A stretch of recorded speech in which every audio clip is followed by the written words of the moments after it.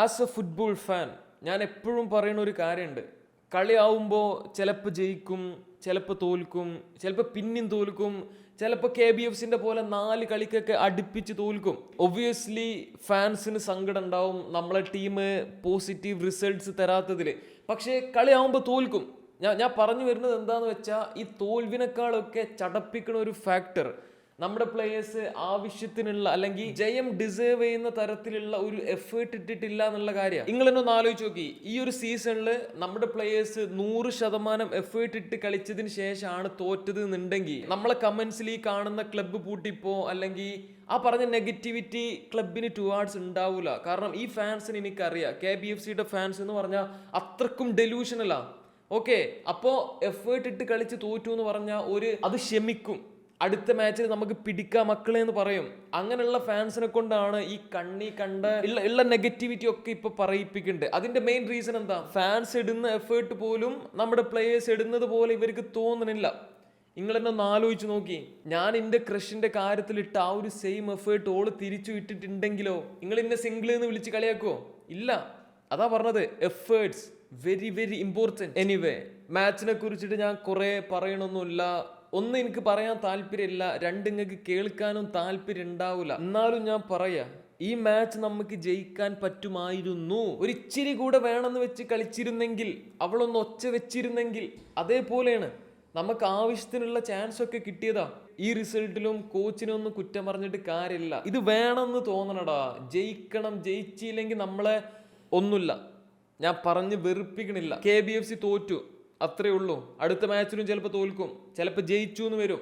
തോറ്റോട്ടെ, എന്നാ 5 losses in a row. മറ്റോനെന്തായാലും 5 wins in a row കിട്ടിയിട്ട് മുടി വെട്ടാൻ പോണില്ല. നമുക്ക് ആ ഒരു 5 losses in a row അങ്ങനെ ഒരു റെക്കോർഡെങ്കിലും എടുക്കാം. എന്തെങ്കിലുമൊക്കെ നല്ലത് വേണ്ടേ? എന്താണെന്നറിയില്ല, ഈ ടീമിനെ കുറിച്ച് ഇത്ര പറഞ്ഞപ്പോൾ ഇതിന് ഡിപ്രഷൻ വന്ന പോലായി. ഒന്നും പറയാൻ തന്നെ തോന്നുന്നില്ല. ആ നിഹാൽ സുധീഷിന് കിട്ടിയ ചാൻസസ് ഇങ്ങനെ ആലോചിക്കുമ്പോൾ എനിക്ക് തന്നെ സങ്കടം വരിക. ഒന്ന് ക്രോസ് ബാറിന് കൊണ്ടു, ഒന്നാൾ അത്രയും കഷ്ടപ്പെട്ട് പാറി ഡൈവിങ് ഹെഡിന് നോക്കിയിട്ടും മുടിമ്മ തട്ടിപ്പോയടാ, ജസ്റ്റ് മിസ്.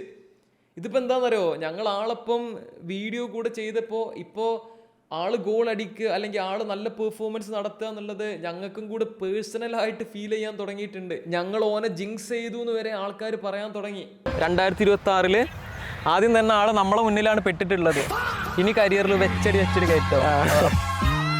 ഇതിപ്പോ ലോകത്ത് എന്ത് മോശം കാര്യങ്ങൾ നടന്നാലും അതിന്റെ കാരണം ഞാനാണത്രേ. ഇപ്പൊ ഈ ഇറാൻ വേഴ്സസ് ഇസ്രായേൽ US വാറില്ലേ, അതിന്റെയും കാരണം ഞാനാ. എല്ലാത്തിനും ഞാനാ ഉത്തരവാദി. പിന്നെ വൈബിനൊക്കെ എന്താ പറ്റി?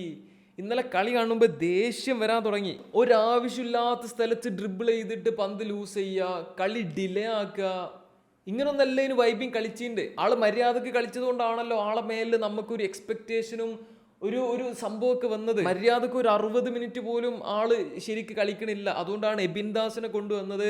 പിന്നെ എബിൻദാസ് ആണ് ഇച്ചിരിയെങ്കിലും ആ ഒരു മിഡ്ഫീൽഡിൽ കുറച്ച് നല്ല സംഭവങ്ങൾ ചെയ്തത്. സോറി, ഞാൻ അറിയാതെ പറഞ്ഞതാ. ഞാൻ ഒന്നും പറഞ്ഞില്ല എന്ന് പറഞ്ഞതല്ല നേരത്തെ. ഇതേപോലെ തന്നെ കേട്ടോ ഞാൻ എൻ്റെ ക്രഷിൻ്റെ അടുത്തും വെറുതെ കാര്യങ്ങൾ എക്സ്പ്ലെയിൻ ചെയ്ത് കൊടുക്കും. ഓർക്ക് കേൾക്കാൻ താല്പര്യമൊന്നും ഉണ്ടാവില്ല. ബൈ ഇതാണ് കേട്ടോ നമ്മുടെ 3 മന്തി വിന്നേഴ്സ്.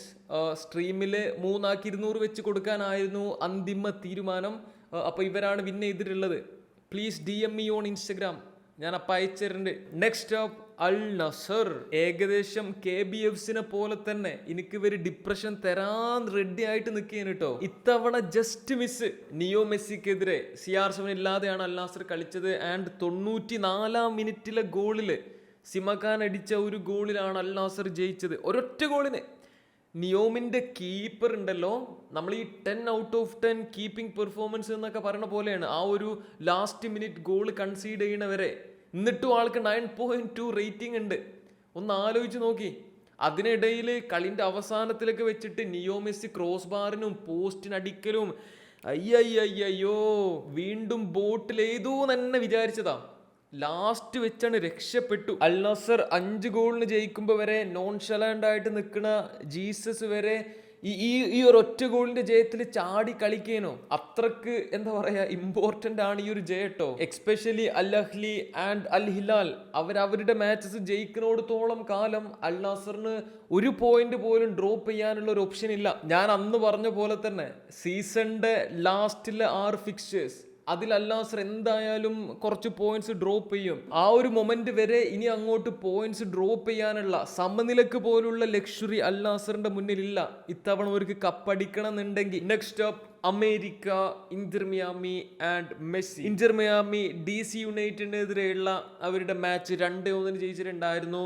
ഡിപ്പോൾ ആൻഡ് മെസ്സി ആണ് സ്കോറേഴ്സ്. പക്ഷേ കറന്റ് സോഷ്യൽ മീഡിയയിൽ ഇതൊന്നും അല്ല കേട്ടോ മെസ്സിനെ പറ്റിയിട്ടുള്ള ഒരു ടോക്കിംഗ് പോയിന്റ് ആയിട്ട് വരുന്നത്. നിങ്ങൾക്ക് അറിയുന്നുണ്ടാവും, കഴിഞ്ഞ ദിവസങ്ങളിലായിട്ട് മെസ്സി വൈറ്റ് ഹൗസിൽ പോയിട്ടുണ്ടായിരുന്നു. ട്രംപിനെയും അവിടെയുള്ള ആളുകളെയൊക്കെ മീറ്റ് ചെയ്തിട്ടുണ്ടായിരുന്നു.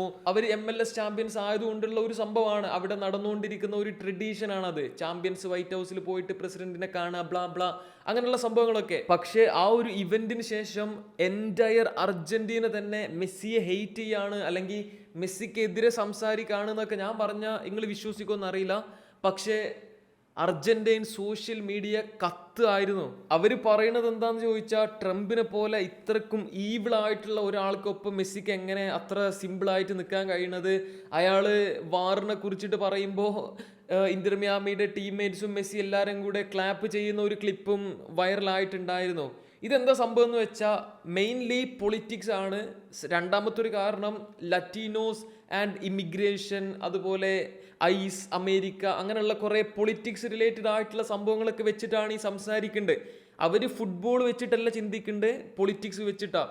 ആൻഡ് ആ ഒരു കാര്യം കൊണ്ട് തന്നെ മെസ്സി ഇനി അർജന്റീനയുടെ ഒപ്പം കളിച്ച് വേൾഡ് കപ്പ് അടിക്കരുത്, അല്ലെങ്കിൽ മെസ്സിന്റെ ക്യാപ്റ്റൻസിയിൽ അർജന്റീനയ്ക്ക് ഇനി ഒന്നും വേണ്ടാന്ന് പല ആളുകളും പറയുന്ന സിറ്റുവേഷൻ വരെ സോഷ്യൽ മീഡിയയിൽ കാണുന്നുണ്ട്. പിന്നെ എപ്സ്റ്റീൻ ഫയൽസിലെ ട്രംപിന്റെ ഇൻവോൾവ്മെന്റ്, ആ ഒരു കാര്യം കൂടെ ഒക്കെ വെച്ചിട്ടാണ് കുറെ ആൾക്കാർ സംസാരിക്കുന്നുണ്ട്. പക്ഷേ നിങ്ങളൊന്ന് ആലോചിച്ച് നോക്കി, മെസ്സി കളിക്കുന്ന രാജ്യത്തിലെ പ്രസിഡന്റാണ് ട്രംപ്, അല്ലാതൊരു വഴിപോക്കനല്ല. മെസ്സിക്ക് നേരെ ട്രംപിന്റെ മുന്നിൽ ചെന്നിട്ട് നമ്മൾ ഈ സിനിമയിൽ കാണുന്ന പോലെ ഹീറോ കളിക്കാനൊന്നും പറ്റൂല. മെസ്സി അവിടെ ഫുട്ബോൾ കളിക്കാൻ പോയതല്ലേ, അല്ലാതെ വൈറ്റ് ഹൗസ് പോയിട്ട് ട്രംപിന്റെ മുന്നിൽ നിന്ന് ഷോ ഇറക്കാനൊക്കെ മെസ്സിക്ക് പറ്റുമോ? മെസ്സിക്ക് നല്ല ആരെക്കൊണ്ടും പറ്റൂല. ആ കംപ്ലൈന്റ് പറയുന്ന ആൾക്കാർ മെസ്സി എന്ത് ചെയ്യണം എന്നാ ഉദ്ദേശിക്കുന്നുണ്ട്? ട്രംപിന്റെ മുന്നിൽ പോയിട്ട് യു ആർ ഈവിൾ, അന്നെപ്പോലെ ഒരാളൊപ്പം ഇന്നെ സറൗണ്ട് ചെയ്യാൻ എനിക്ക് പറ്റൂല, നമ്മൾ തമ്മിൽ ഒരു ബന്ധം വേണ്ടെന്ന് പറഞ്ഞ് ഇറങ്ങി പോരാനൊന്നും പറ്റൂല. ഇവർക്ക് എല്ലാവർക്കും ഇല്ലേ ആ ഒരു റിലേഷൻ മെയിൻറ്റെയിൻ ചെയ്യണം. സംഭവം ഉള്ളിൽ മെസ്സിക്ക് ട്രംപിനെ പറ്റൂല എന്നാണെങ്കിൽ പോലും അഭിനയിക്കണം. അങ്ങനെയൊക്കെ ഇപ്പോഴത്തെ കാലത്ത് പിടിച്ചു നിൽക്കാൻ പറ്റുള്ളൂ. നമ്മളെ നാട്ടിലുള്ള ഒരു ട്രംപ് മെസ്സിനോട് എന്ത് പറഞ്ഞു, ട്രംപ് CR7 എന്ത് പറഞ്ഞു? ട്രംപ് CR7 ആണോ മെസ്സിക്കാണോ നല്ല ഷെയ്ക്കാൻഡ് കൊടുത്തത്, ആരെയാണ് ഗോട്ട് വിളിച്ചത് എന്നൊക്കെ ചോദിച്ച് കച്ചറ ഉണ്ടാക്കുമ്പോൾ ഇങ്ങനെ ഒരു സംഭവം കൂടെ സോഷ്യൽ മീഡിയയിലും മറ്റുള്ള സ്ഥലത്തും നടക്കുന്നുണ്ട് എന്നുള്ളൊരു കാര്യം നിങ്ങൾ അറിയിച്ചു എന്നുള്ളൂ. അല്ലാതെ ഇതിനെപ്പറ്റി ഡീറ്റെയിൽഡ് ആയിട്ട് പറഞ്ഞിട്ടും കാര്യമൊന്നുമില്ല. ഇതൊന്നും നമ്മളെ എന്താ പറയാ ഗ്രാസ്പിൽ ഒതുങ്ങുന്ന ടൈപ്പ് ഓഫ് സംഭവങ്ങളല്ല. നമ്മളെ യൂണിവേഴ്സ് വിട്ടുപോയി. വേറെ ഇപ്പം എന്താ, ബാർസലോണ ജയിച്ചിട്ടോ. ലമീൻ യമാലിന്റെ ഒരു കിഡിലൻ ബ്ലിറ്റ്സ്ക്ലേലൽ ഗോൾ, യജ്ജാതി ഗോള്. മെഡ്രിഡ് സെൽറ്റാവിഗോക്കെതിരെ കഷ്ടപ്പെട്ടിട്ടാണെങ്കിലും 2-1 ലാസ്റ്റ് ആ വാൽവെർദയുടെ ഗോളിലൊക്കെ ജയിച്ചിട്ടുണ്ടായിരുന്നു. അതുകൊണ്ട് തന്നെ ബാർസക്ക് പോയിന്റ്സ് ഡ്രോപ്പ് ചെയ്യാന്നുള്ള ഒരു ഓപ്ഷൻ ഇല്ല.